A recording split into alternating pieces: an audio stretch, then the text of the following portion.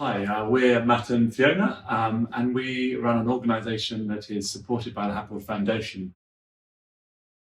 We start all the work with that we do with young people with a question, which is how many young people look around them and feel they have a say in what they see. And we try to answer that question by empowering young people to brief, design, build and occupy spaces that they've made to change the built environment and empower them to feel they've kind of say in what they've seen and to change the way in which the spaces in which they live, work and play.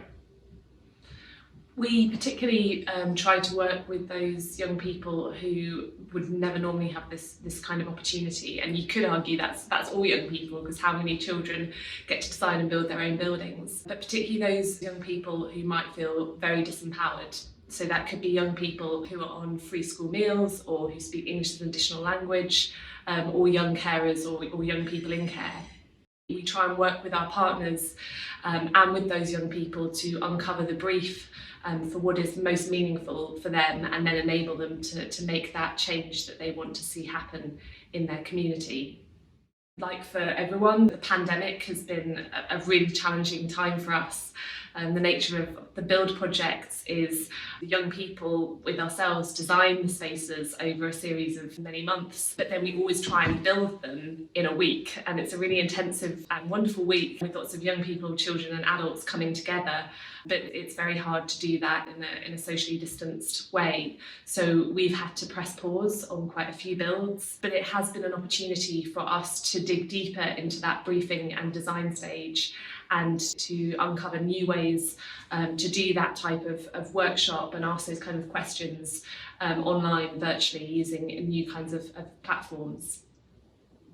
I think the pandemic has also brought for us a moment of reflection, or a time of reflection. We started this amazing journey about 4 years ago as sort of friends wanting to work with young people and experiment and test ideas about different ways and more adventurous ways of working with young people. But we haven't really stopped, and the organisation and the initiative has got busier and busier and busier, and more people wanting to do projects with us, which is wonderful. But actually the pandemic has given us time to think and reflect and work out, through speaking with people like Gavin at the Foundation and past collaborators, to think about how we might reach wider audiences, more people, and affect greater change. I mean, ultimately that's what we want to achieve. And somehow having that moment of not having to concentrate on the sort of frenetic nature of the builds, they're very intense processes, it's given us ways to think about how we might develop and adapt our organisation to reach that wider audience. And that includes greater advocacy, a series of processes which might involve training other peoples to enable more people to be reached. Again, like everyone, we're really looking forward to coming out of lockdown and to be able to get building again. And we are really heartened and really humbled that during the last year new projects have come in. So we've just recently kicked off 2 new projects, one with the Bartlett School at UCL, working with a group of teenagers in East London to redesign a space within their school, within their library, a space for them, which is particularly important at a time that young people have been out of school for so long, with that process of coming back to school and feeling that space is safe and for them.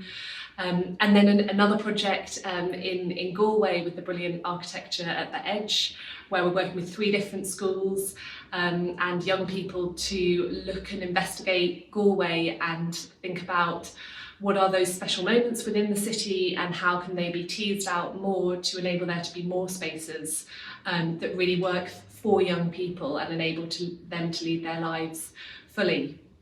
We've also got a couple more projects in the UK, one up in York, working with the brilliant Rebecca Carr and looking at the large amount of new housing that is happening and how we ensure that children get a say in the new communities and the new homes that are being developed.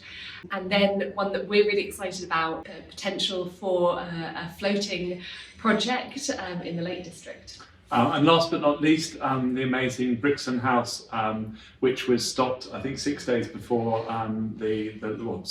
was due to start 6 days after the lockdown last year. So that's back up and running. That's a new theatre performance space in the heart of Brixton, designed by young people, and which we've had a real privilege of working with some of the engineers at Vera Happold, and support as ever from the Happold Foundation. So we're super excited that build goes live in September.